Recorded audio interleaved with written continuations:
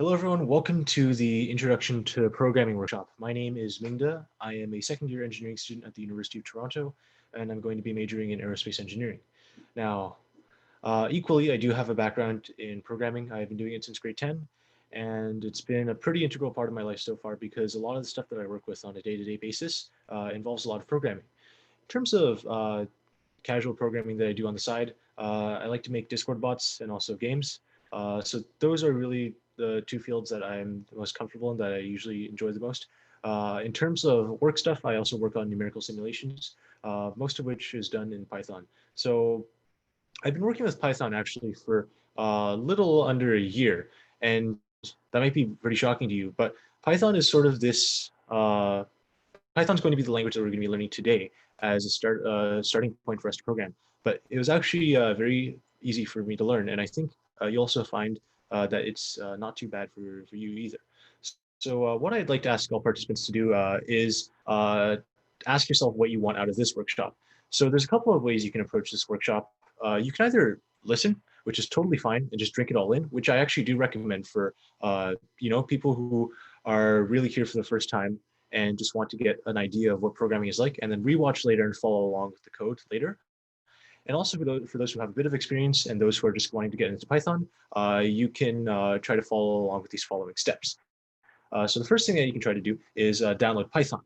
So just go to Python's website and download the latest version of Python 3.8.4 or something similar. That'll work.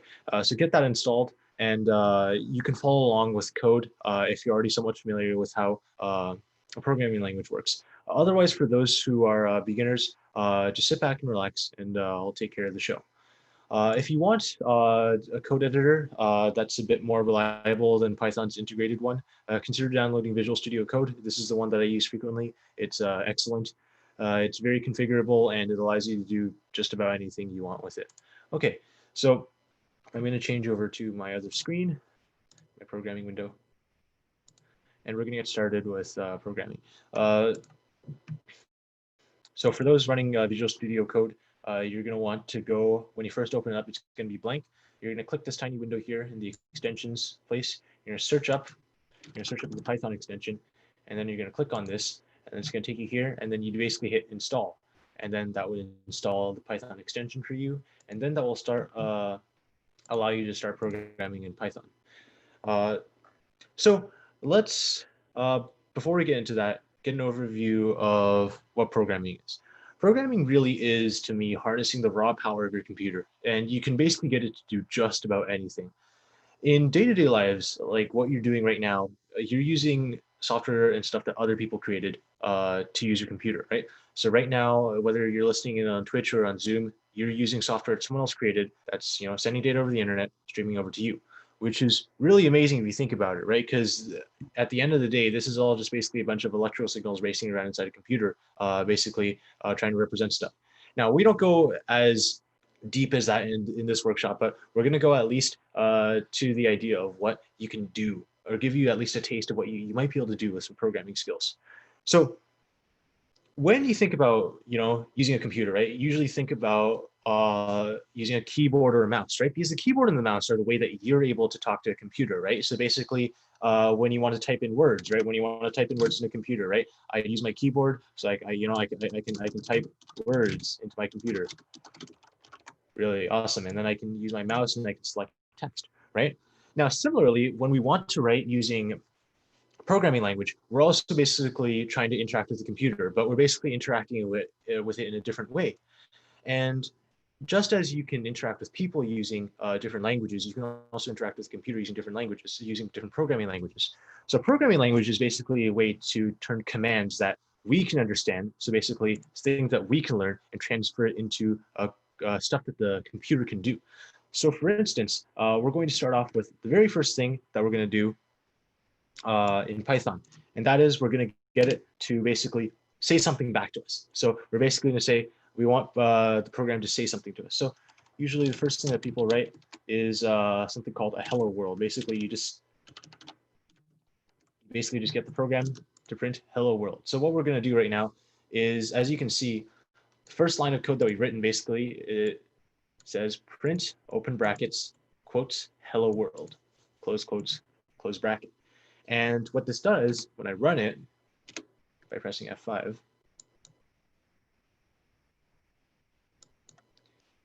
hey, it says hello world as we expected it to. Interesting. So what we've actually been able to do here is we have written a program, a very short program at that, which does something for us. It prints hello world to the screen. And by the way, this is written using a language called Python. If you haven't gotten that already, this is a more or less simpler to use language compared to the other ones out there. And I think it's a great place for beginners to learn because I was able to pick it up very quickly myself as well. So far we've been able to say hello world. We're able to have the computer basically print out wherever we need back at us. Now, we obviously would like it to do a bit more than that, right? Because just having something that says hello to you is not very useful all the time, right? Because I like when people say hello to me, but that's not the only thing I want out of a computer. Now, is there other stuff we can do with it? Sure, there is. Okay.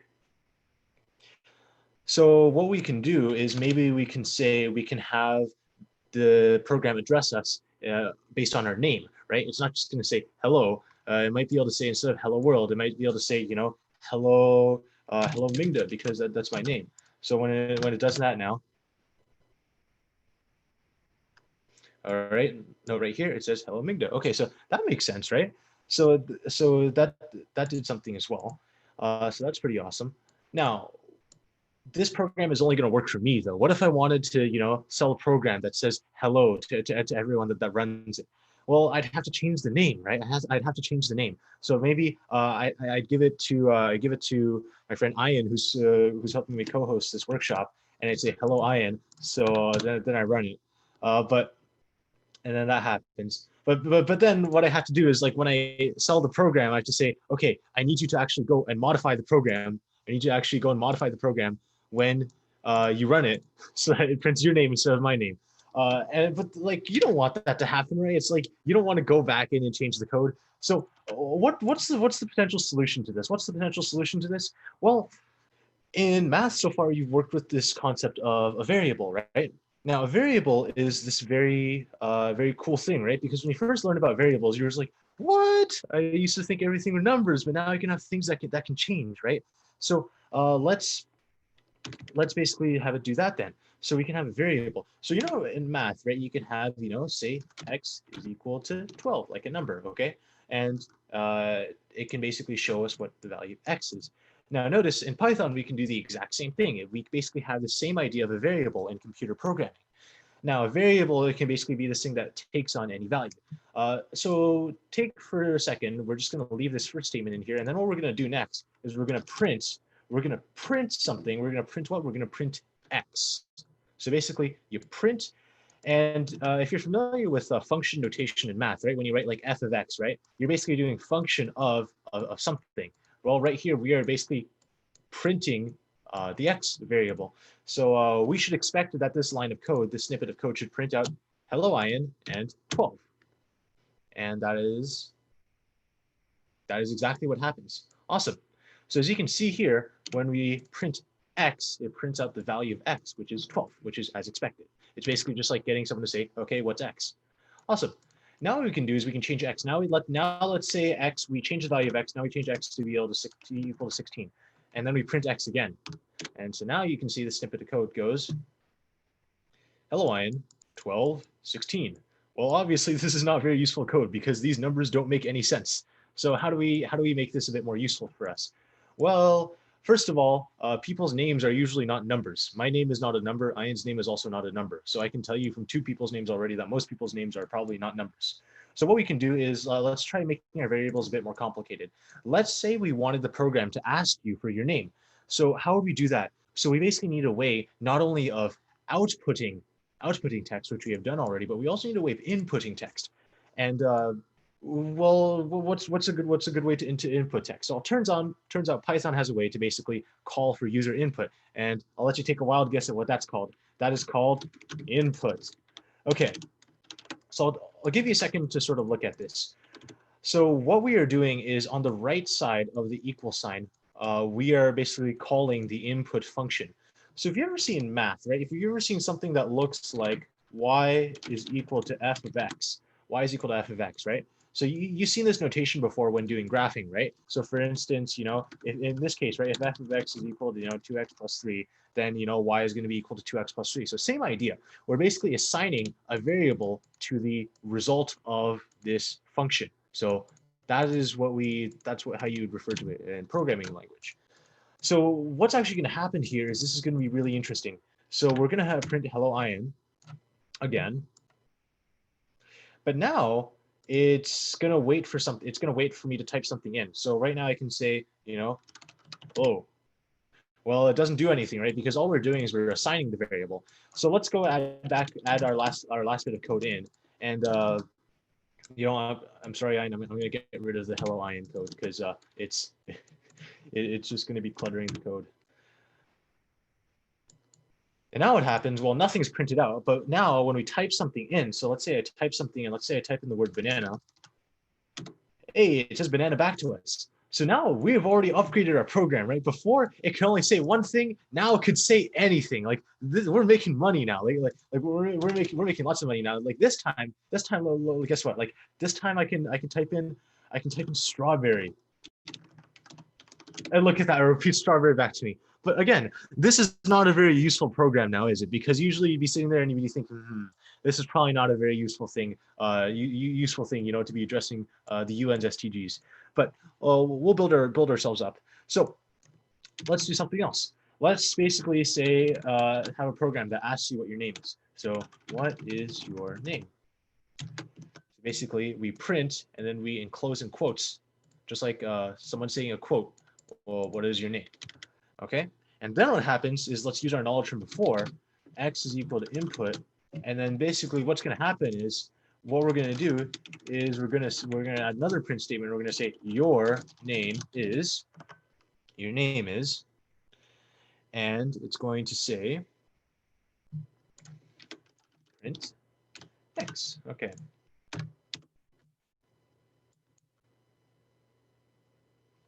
My name is Bingo.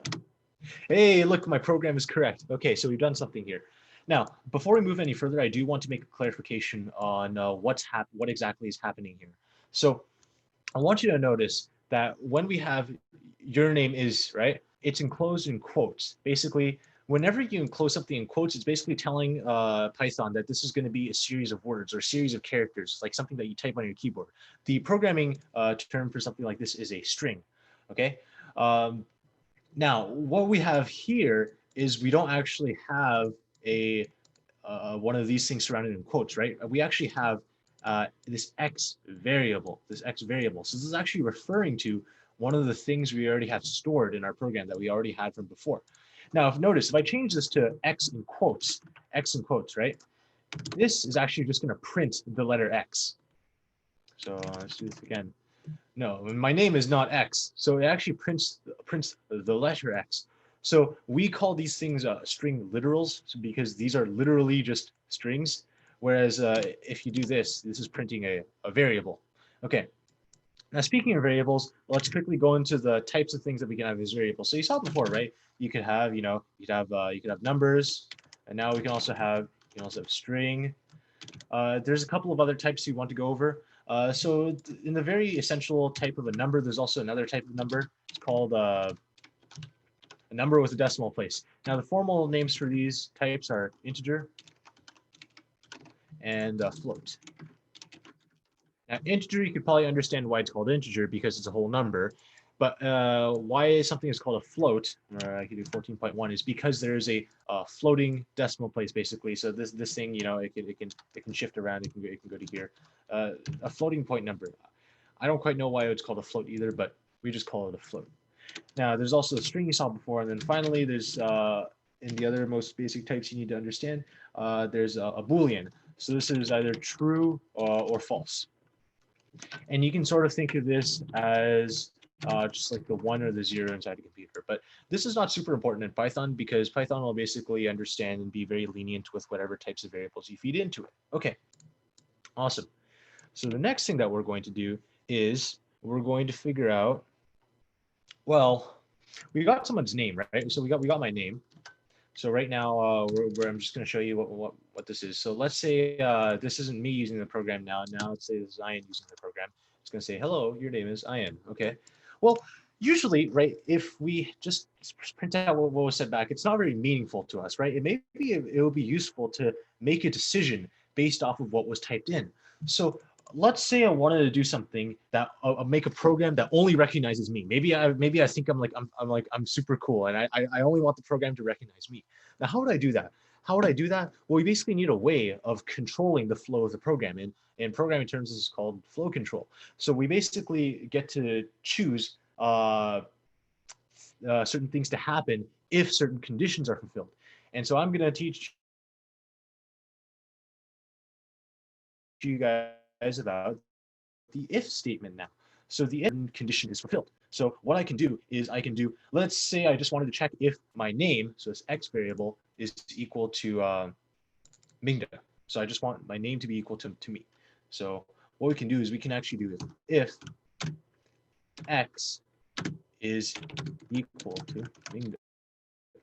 Now, so this is the notation for an if statement. So the notation for an if statement is that you basically type the word if, and then you type your condition. Now, this entire condition here basically goes like this. You basically have a variable here, you have a logical operator, and then you have some other value here.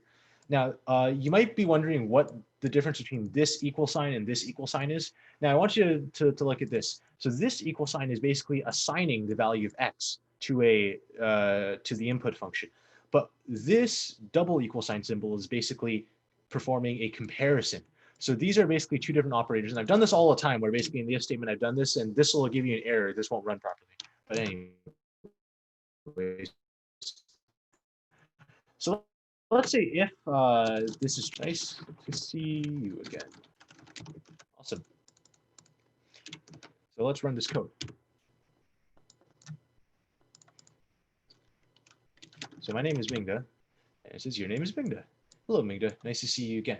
Now, you probably understand if I try to run this program a second time, and maybe this time it's not Ian accessing the program, maybe this time it's Kaylee.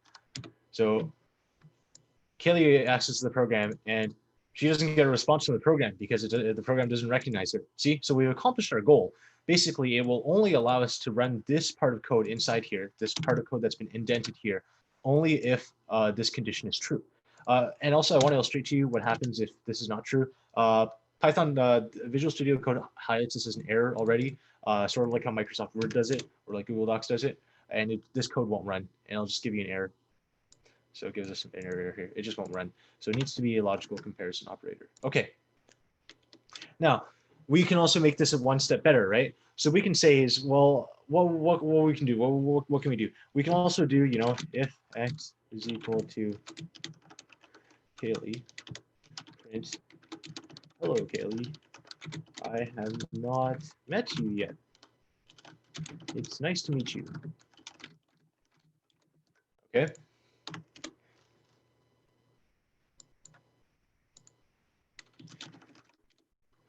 So now this happens when Kaylee runs the code. Now let's say I wanted to account for everyone else on the sethacks team. Let's say I wanted to account for everyone else on the sethacks team. So what can I do? I could copy paste this code a bunch of times, right? I can copy paste this code a bunch of times.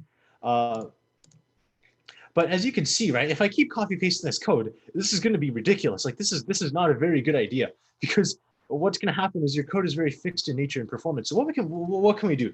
We basically want to say if my name is not Mingda, then we got to do something else. So we got to do something else. So the other part of the if statement is the else statement, and the else statement basically says if this condition is not true, then execute this other part of code, and then we can just say hello. We have not met yet. It's nice to meet you. Awesome. So that's what we do. And so now, if we type in basically anyone's name, if maybe, so I'm going to type Nathan's name, and we get the expected result. So this is actually really awesome, right? So this basically has given us two forks in the pathway. So I'm going to, excuse me for my terrible diagramming, but I'm just going to take a second to try to see if I can draw this out. So we basically started somewhere. And then we're basically asking, what's our name? All right. And then one of the options is basically it's Mingda. And one of them is someone else.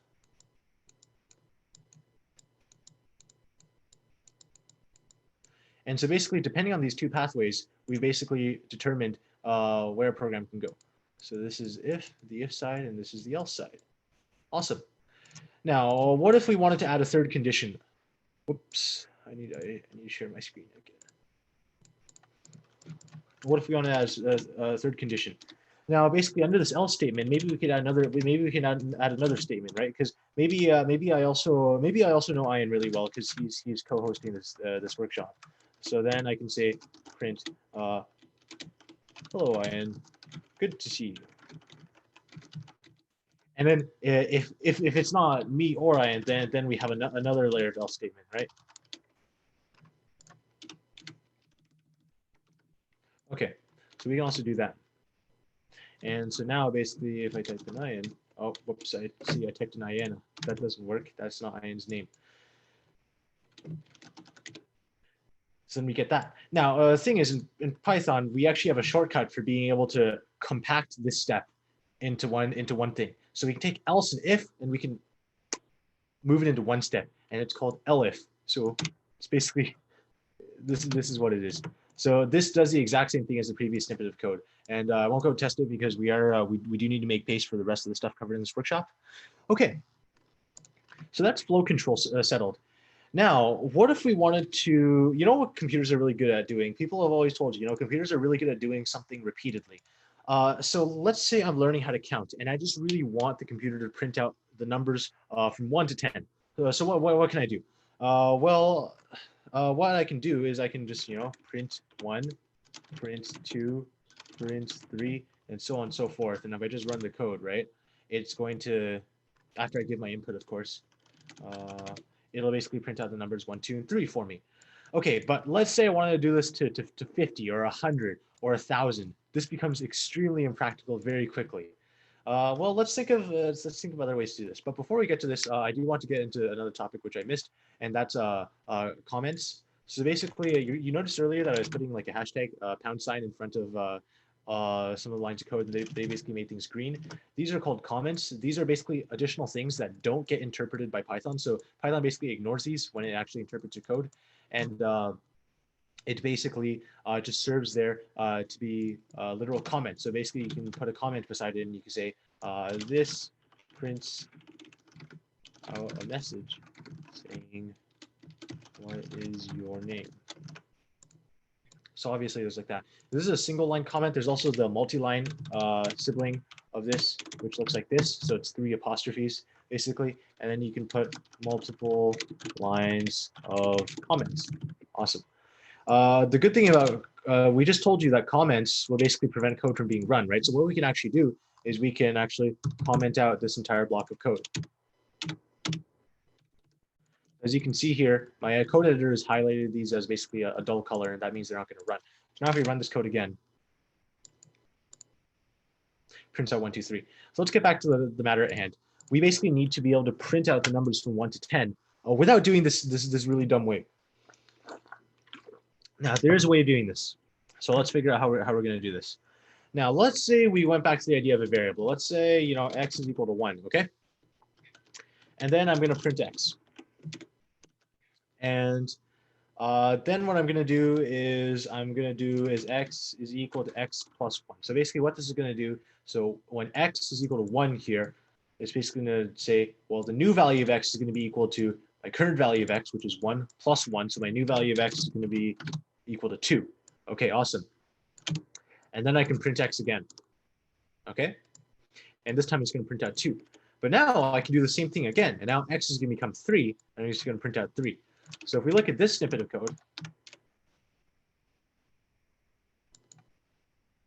print out 1, 2, and 3. So what we've actually been able to do here is we've been able to do this. We took basically the previous block of code that looked a bit like this, and we changed it into a new block of code that looks like it basically has this repeating part. Do you see how basically these two lines are repeated compared to this? Now these are not repeated, so this basically makes it a lot harder for us to figure out how to do this something multiple times. But if we can basically turn our problem into something that can be done by repeating the same thing a bunch of times, then it actually becomes very possible for us to do this with code. And this is sort of one of the ways that you have to think when it comes to programming, because you have to be able to think how to turn your problems into stuff like this. So let's get on to how we actually turn this into a repetitive process. So here we're going to get into this idea called the while loop. So a while loop works very similarly to the if statement. So the while loop is basically like the if statement, except while the condition inside here is true, it will repeat the stuff inside there. It will keep repeating stuff inside there. So let's say we wanted to count up to 10, basically. So we basically want x to be less than or equal to 10. So less than or equal to is basically the same notation that you see whenever you type into like Wolfram Alpha or something. There's a bunch of different notations you can do. You can do greater than or equal to. You can just do strictly greater than, strictly less than, or strictly or less than or equal to, or equal to as well. But we're going to do less than or equal to. So what we can actually do is we can actually do. I'm going to change my code blocks to look a bit like this instead. We can actually do this. All right, so I want you to quickly take a look at what's happened. So this is basically taking our previous piece of code, and it's basically moved it under this new roof here. And this will actually execute the code for us a bunch of times. This will actually execute it for us 10 times to be precise. And so if we run this code now, what actually happens is the following. Now note, this is the same thing basically as if we would have done this, if we did this, so if I just copy and paste this, 2, 3, 4, 5, 6, 7, 8, 9, 10, okay? This is just from pasting it a bunch of times. This does the same thing, right? But this does it in a far more elegant way, right? This does it in a far more elegant way. You don't need so many lines of code to do this. And this is really, it's a beautiful thing to behold, right? Because it's basically, it's really interesting for you to see this. So this is the idea of a while loop. And this is an extremely important idea in programming, because sometimes you can actually design some very complicated things using while loops. But while loops are not the primary way that I would say most people work with loops in programming languages. We actually use something a bit different called a for loop, and we'll get to that in just a second. But before that, let's get into our next big item.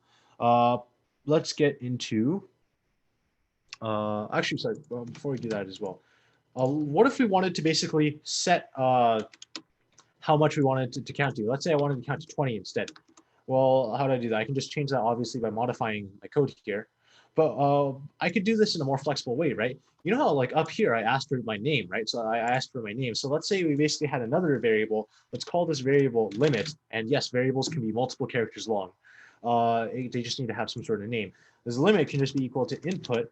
And also another hidden feature of input. Input, you can add a prompt, sort of like the print statement.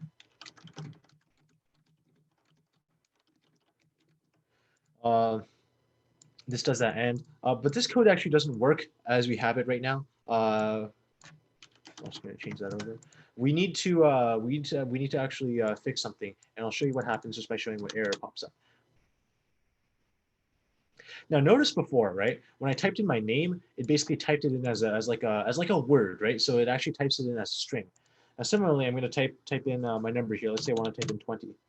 Now here's a problem. It says operation is not supported between instances of int and str. Now this might not make any sense to you, but let's think of it like simply. Input has given me something that basically is giving me a string. Input gives me a string, right? So the actual thing I get in here is basically like 10. So like that. So does it make any mathematical sense for us to compare a number to a word, right? This is not defined. This doesn't make sense. Like if someone asks you, is 5 less than apple, and they're like, what? No, that doesn't make any sense. So obviously Python has a hard time understanding this. Now, a good thing is Python does have a way of allowing us to convert this from a string into an integer. So what we do is we basically just surround this with brackets. We surround this with brackets, and then we put int at the front. And this basically produces an integer out of our string. So now if we do while x is less than or smaller than limit,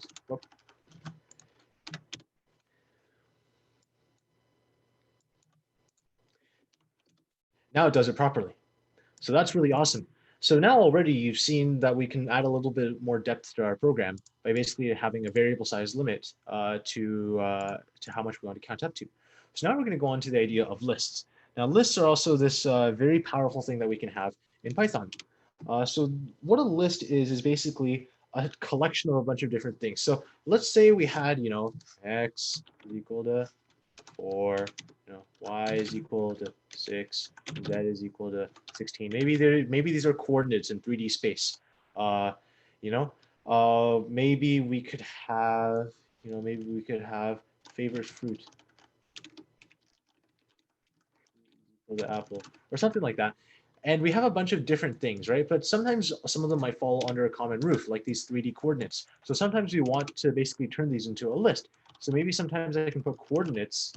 And what I can actually do is I can basically make a set. I make a list of these numbers. So this is just like a list that you see in real life, right?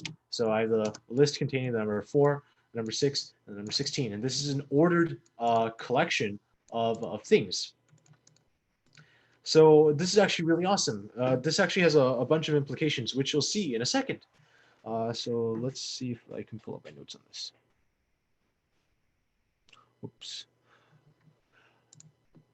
So a list by itself is not terribly exciting, right? Because I can print the list, and it's basically just going to give me back. It's basically just sorry. I just need to get this out of the way. It's going to give me back what it has already given me. We're going to comment this out as well. So this is not too exciting. I'll just run it again so you can see. All it outputs back to us is basically this list of numbers. Very boring. But what the powerful part of lists is the corresponding loop, which is the for loop. So the for loop is very, very, very important. It's basically an ability to go through every single item in the list and be able to operate using it. So what we can do is we can actually say for each number in coordinates, we're going to print the number, and I'll explain this right now. So coordinates is basically this list, and what happens is every single time, what we're going to do is we're going to basically make number one of the items in the list in the order that they appear. So this is actually equivalent to saying number is equal to 4, number is equal to 6, number is equal to 16, and every single time print the number between it. So we're just gonna comment this out. So just for you to be able to see what this does. Okay, so it prints out these numbers. Now let's take this out and let's this. Awesome. So now, right now, let's say I didn't want to count by ones. Right now, let's say like I didn't even want to count by twos. Now, let's say I wanted to count by some weird number pattern that I can't really replicate using any function, right? Let's say I wanted, the digits of pi, right? Because I memorized a lot of the digits of pi: 3, 1, 4, 1, 5, 9, 2, 6, 5, 3, 5, 8, 9, 7. Right? So now what I can do is I can have it print out the digits of pi, like because let's say I wanted to learn that, and now it does that 3.1415926535897. Awesome.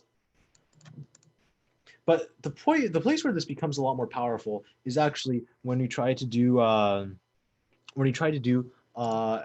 stuff using this variable now. So what we can do is let's say I want to only print the digits of pi if they are odd. So I want all the odd digits of pi. So what I can do is I can check if each of these digits is odd or even. Now, how do we check if things are odd or even? Well, the way that you do it in real life is you recognize if it's a 1, 3, 5, 7, or 9, or if it's to 0, 2, 4, 6, or 8. But in mathematics, we can actually do it by dividing by 2, right? So if you divide an odd number by 2, you get a remainder. But if you divide something even by 2, you don't get a remainder. So there is basically something that mimics a remainder function in Python, and that's this percent operator. So Python supports all the standard mathematical operations that you expect, but also supports a bunch of other stuff. So for instance, let's say if number mod 2. So this is called the modulo operator. Oh, sorry. So you'll actually see that this code right now, what it's going to do is just going to check if the number we divide by 2, if the remainder is equal to 0, then we're going to print that number. And what you've actually seen is I have done the opposite of what I promised you I'd do. Now you'd understand, since it's only taking those numbers with remainder 0 after dividing by 2, it's only printing us the even digits of pi. But let's take a quick look and see what happens. And would you look at that? So it prints out the 4, the 2, the 6, and the 8.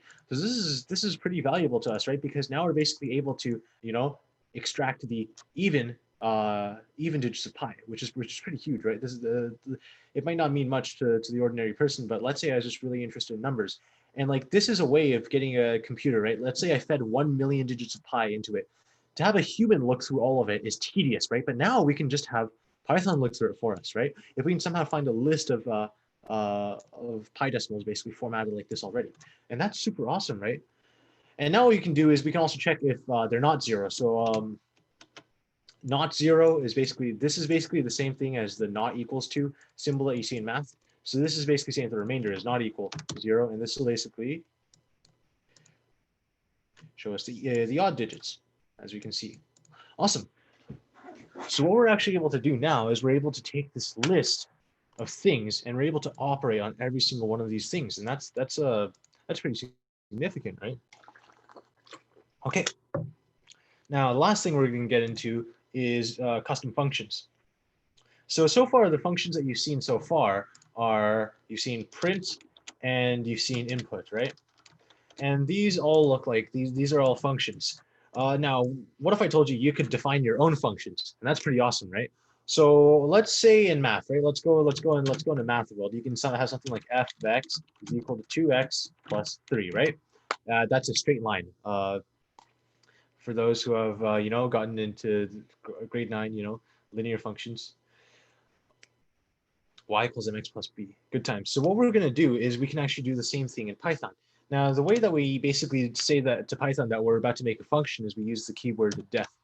So this is basically saying define a function. And we can also do the same thing. We can do f of x. Okay? Now, what we can do is we can do the same thing. So let's just say we wanted to get in 2x plus 3, right? Well, 2x plus 3, it doesn't make sense to Python, right? Because to us, we understand that this actually means 2 multiplied by x plus 3. So we do actually have to make that explicit to Python, right? You have to say 2 multiplied by x, so 2 times x plus 3. But we've just said 2x plus 3. We don't actually give out a value of this. So we need to actually basically give something back to the user. We need to return something to them. So you use the word return. And this is really the essence of it. Now, what can we do? What we can do now is we can assign y to be equal to f of x, but we haven't defined x yet, right? Let's say x is equal to 1. Y is equal to f of x, and then we print what y is equal to.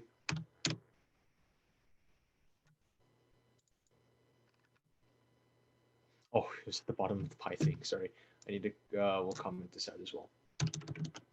It should print out 5. Awesome. So this basically is analogous to us evaluating f of x at x is equal to 1, and that makes sense, right? So that's not too hard. That's not too hard of an idea to grasp. But the thing is, with Python, right, you can have more than one input variable, just as you can in math. So for those of you in high school right now, and also I guess those going to university, right now most of the functions you see in math are what we call single variable functions. So they're basically all functions of one variable.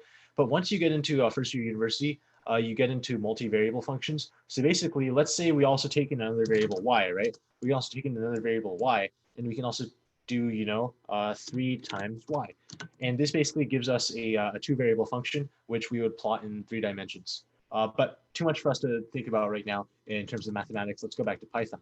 Let's say we want to make our own. Let's say we want to make our own function. Is friend. Let's say we want to make a function that checks if that checks if someone if I know someone is my friend. And I'm not saying that none of you guys are my friends. I just haven't gotten to know you guys well enough. So I'm just gonna do a reduced example of some of my friends. And we'll just go with some of the people on the set hacks team. So obviously, I know myself. Some people may argue whether or not you can be friends with yourself, but I think I can. We have Ian, who's co-hosting this workshop with me. We have Kaylee, who's on the set hacks team. We also have Grace. Oops. We have Nathan, and we also have Daruv. And they're basically working on set hacks right now, as well as with a bunch of other people. Now, what we can do is we can actually check that our name it belongs to one of our friends. So what we can actually do is we can return a check of whether or not our name is within our friends list. And the way to do this is basically check if name in friends. So basically, this gives us a Boolean condition. So in this case, check is basically going to be equal to either is going to be either equal to true or false. And then we can actually return check. As you can see, inside each function can live its own program, right? Inside here, we basically created it's like our own program living inside here. And this is the power of basically using functions, because what you can do is you can code handy shortcut functions for you that basically compact stuff into a single thing that you can just call very conveniently. So what I can do now is we're going to get rid of my previous example, and then we're going to say, okay, let's say we're going to do X again, input of give me a person's name. And now we basically assess if is friend X, then print this person is a friend. Else print this person is not a friend yet.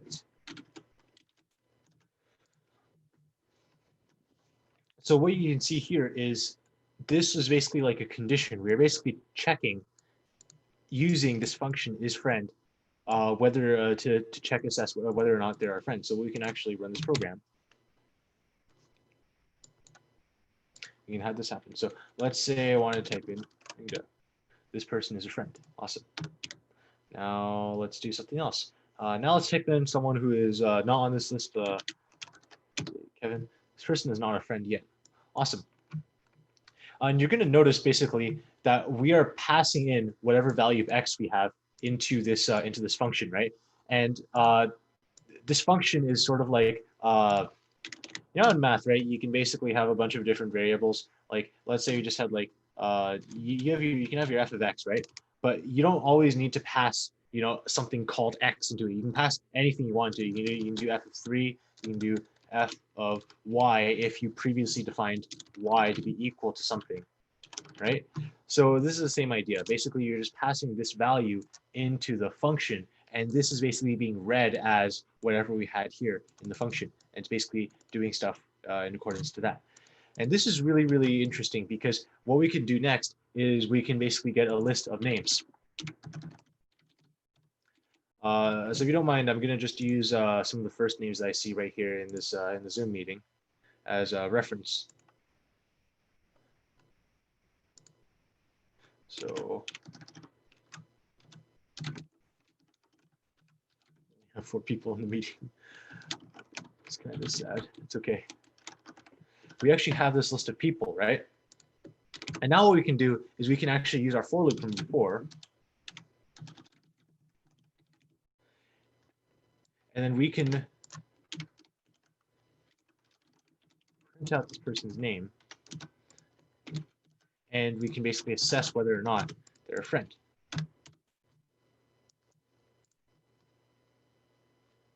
So I'll just give my own name again.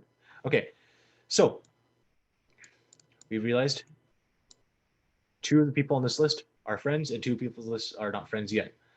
And this is really useful as well, right? Because if you think about this, this could actually be something that you integrate into whatever solution you're developing for your hackathon submission today, in terms of being able to identify people. You know, maybe someone is in need of sheltering services or food and water or essential care, and you're able to identify which people are in this category of need. And you can do it sort of with this idea. Okay, awesome. So this sort of brings me to the end of my formal content that I have planned out for today. Uh, are there any questions from the audience? Feel free to ask in the workshop talk Q&A channel or in the Zoom chat if there's any. Any questions? Nope, doesn't look like there's any questions. Okay, awesome. Now, this workshop is admittedly a very introductory oriented workshop. So a lot of people might not really need this one, but this is here basically to get you the idea of what you can do with this. Now, in terms of what we actually expect at a hackathon submission, right? You have a lot more to go after this. There's still quite a bit of learning for you. So your homework today basically is, I'm gonna give you some homework because it's always good to have some homework. Homework, write some code. Hopefully you do that for the hackathon anyways. And then after that, what you can experiment with doing is import external libraries. So what external libraries can do, this is basically pre-done pieces of code that other people have written already for you. And these pre-done pieces of code that people have already done for you can be very powerful, and they can be used to create lots of different things, like Discord bots. So I'm going to be running another workshop that's significantly more advanced at 1 p.m. About Discord bots, which I invite you to come look at, even if you're a beginner, especially if you've already done some work with Python, and hopefully you might be able to get something out of it and might give you an idea for what you can do with Python and programming in general. So I hope this gave you at least a bit of an insight into programming. Obviously, it's difficult for me to understand where everyone is at because of the asynchronous nature of this presentation. But I hope everyone is able to at least, you know, perhaps pick something out of this. And if you have any other questions, feel free to just talk to me on Discord. I'm monitoring it the entire time, and I'd love to just have a chat with you if you even want to talk one-on-one. So I'll be